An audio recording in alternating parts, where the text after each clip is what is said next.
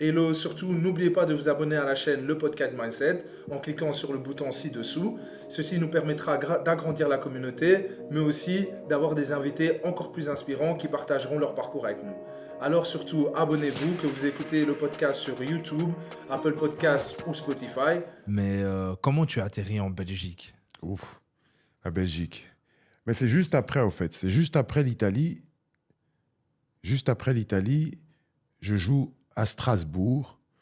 Je vais à Strasbourg et je remplace un joueur blessé, Alain Digbeu. Je le remplace et donc je ne joue pas toute une saison. Et donc après Strasbourg, je rentre en Italie et je dois venir en Belgique parce que ma fille, elle doit naître en Belgique, quoi. Et donc, j'arrive en Belgique et donc on décide, moi et l'équipe, de rompre le contrat. Donc, je viens en Belgique parce que ma fille, elle devait naître prématurée. Donc, il y avait beaucoup de, de chances à ce que ça se passe mal. Et donc, je viens sur place ici en Belgique. Et donc, je suis en Belgique. Ma fille est née. Et puis, je me dis, ben, pourquoi pas jouer en Belgique, quoi. Pendant que j'y suis, ben, on va regarder, on va voir si c'est possible de jouer en Belgique.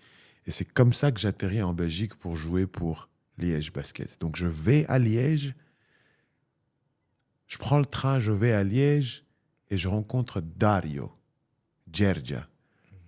Et donc, c'est lui le premier coach à me signer en Belgique à Liège. C'est comme ça que j'atterris en Belgique. Vraiment un hasard, quoi. Ok. Donc tu signes à Liège. Ouais. Et bon, après, voilà, tu as joué toutes ces années en Belgique. Et à un moment donné, tu vas avec. Tu fais une campagne avec les Belgium Lions. Ouais. Comment tu peux décrire cette expérience avec les Belgium Lions? Et surtout, reviens sur le tomard que tu as fait. Précisément.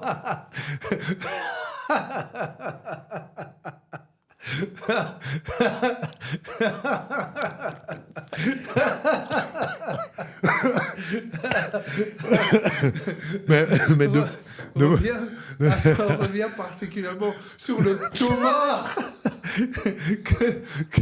que tu as fait sur Rudy Gobert. Ah ouais. Ah, le bon vieux temps.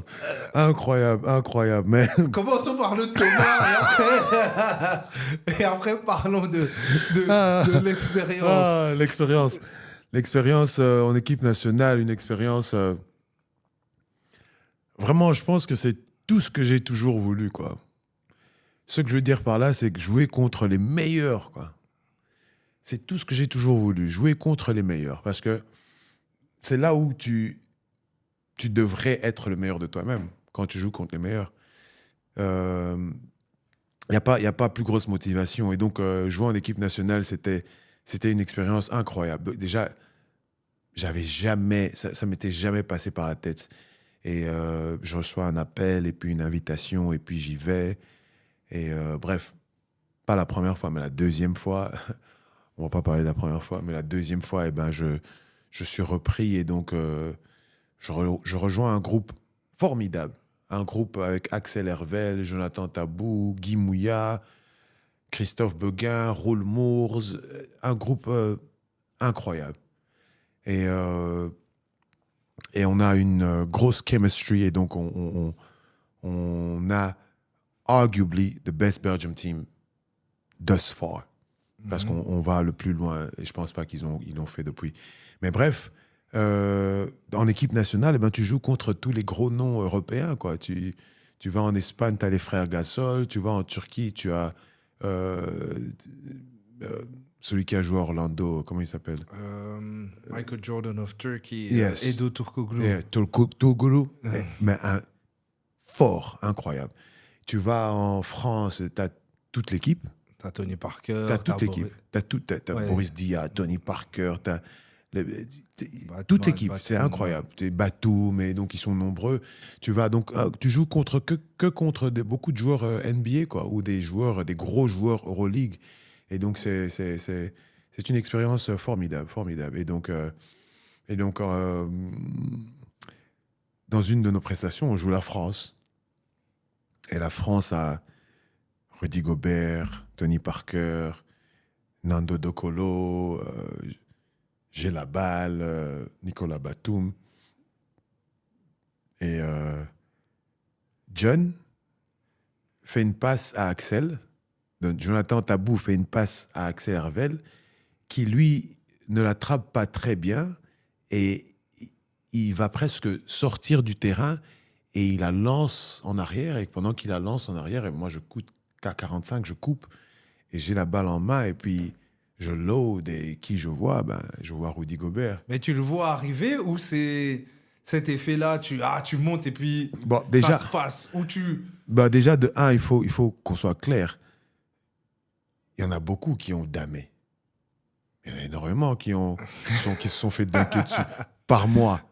Tu vois, donc c'était pas une action surnaturelle, quoi. C'était Non. pas mon premier dunk, mais ma réaction quand je fais ce cut-là, c'est Tu sais que tu vas Thomas. I gotta punch it. Je sais que je dois dunker. Il n'y a pas d'autre solution. Surtout quand tu sais que sur le terrain, il y a Rudy Gobert quelque part. C'est ça. Surtout. Donc, dans ta tête, tu te dis bien que je dois y aller. C'est mieux que je rate le dunk que j'essaye un lay-up et que lui, il me bloque, quoi. Et cette année-là, c'est le meilleur défenseur de la ligue Ça en aussi, NBA. Donc, c'est Defensive Player of the Year en NBA. Donc, et donc, il faut y mettre un peu plus un accent sur le « ah ». Et donc, pour moi, perfect place, perfect time. Pour lui, wrong place, wrong time. Et donc, c'est ça l'histoire du Tomar sur Rudy Gobert. Ok. Ouais. Et par rapport à l'équipe nationale, tu fais que 2 campagnes. Ouais. Deux campagnes d'Europe. Deux campagnes, 2 championnats Deux d'Europe. championnats d'Europe. Ouais. Tu penses pas que, vu que tu as joué de nombreuses années en Belgique, Ouais. en Division 1, tu penses pas que tu aurais pu faire plus de campagnes? Qu'est-ce qui fait que tu fais... Ouais. Allez, tu sais pas, il y a les choix Bien du sûr. staff, du coach, mais tu penses pas que tu avais les skills, the ability de faire plus de campagnes? Aussi, bien sûr que oui. Mais c'est un choix. C'est un choix. On est humain. Donc, je dis, on est tous humains. Donc, c'est le choix d'un humain. Donc, si une personne pense que ce serait mieux de prendre celui-ci que de te prendre toi, c'est un choix qu'ils ont fait. Et c'est un choix que tu dois vivre avec, quoi. Et j'aurais bien aimé, bien sûr que j'aurais bien aimé jouer, faire plus de championnat d'Europe avec l'équipe nationale belge. Mais je regrette rien. Mon temps avec l'équipe nationale, c'était excellent. Et j'ai commencé à jouer pour l'équipe nationale quand même assez tard. Donc, je n'avais pas le passeport belge ou j'étais pas connu comme joueur belge en Belgique. Ok. Et donc, ma première prestation en équipe nationale, je crois que j'avais 28 ans. Et donc, je pense pas qu'il y a un joueur qui commence sa carrière en équipe nationale à cet âge-là, quoi. Et donc, une fois que j'ai fait une préparation d'Euro, 1 euro, une deuxième préparation 1 euro, donc 4 ans, après, je pense que l'organisation a préféré aller dans un peu plus jeune, un peu plus dynamique, un peu plus... Chose que je comprends parfaitement, mais bref, ces mêmes joueurs-là, on joue contre eux en championnat et je pense que I get the best of them. Mais bon, encore une fois, kudos à eux et c'est un choix. Donc c'est un choix humain et même en étant joueur belge de l'année, j'ai pas été sélectionné dans les 24 pour jouer dans l'équipe nationale. Est-ce que tu penses que c'est normal, ça? C'est normal, ça veut dire quoi, normal? Est-ce que tu penses que... Allez, on ne sait pas le dire, mais est-ce que tu penses que va dans dire, d'autres pays... On va dire que ce n'est pas une normalité. Voilà. On va Dans dire d'autres pays, Ouais. je pense pas que ça existe. Non, je pense pas non plus. Mais bon, dans d'autres pays, le joueur qui gagne joueur de l'année n'a pas 40 piges non plus.